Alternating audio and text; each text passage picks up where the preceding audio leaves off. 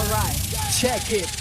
ខ្ញុំគិតភ្នែកខ្ញុំបើកភ្នែកខ្ញុំឃើញតែរឿងតូចម្នាក់មានរឿងជាច្រើនដែលកើតឡើងធ្វើឲ្យតែភ្នែករហូតរលាយបជារៀនដែលរស់នៅជួបតែតូចពួកគេរស់នៅដោយភ័យខ្លាចហើយពួកគេចង់ដើរចេញក្នុងសង្គមតែពួកពេញទៅដោយរឿងដ៏ស្មុគគ្រោះប្រព្រឹត្តអំពើពុករលួយយ៉ាងមានច្រើនមកកំពុងបជារៀនបង្ខំចិត្តម្លាក់ប្រទីជំរុំទៅកាន់ប្រទេសទីមួយហើយសុំសិទ្ធិគេជ្រុំ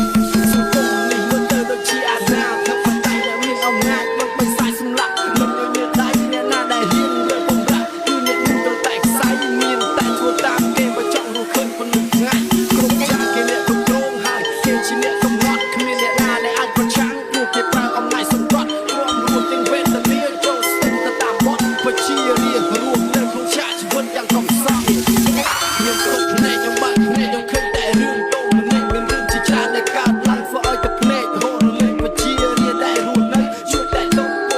ពួកគេរស់នៅដោយភ័យខ្លាចហើយពួកគេចង់ដើរចេញក្នុងសង្គមតែពួកពេញទៅដោយរឿងដ៏ស្មុគគ្រោះប្រព្រឹត្តអំពើពុករលួយយ៉ាងមានច្រើនមកកំពុងបជារៀបបង្ខំចិត្តម្លាក់ប្រទីជំរុំទៅកាន់ប្រទេសទីមួយហើយសុំសិទ្ធិគេជ្រុំ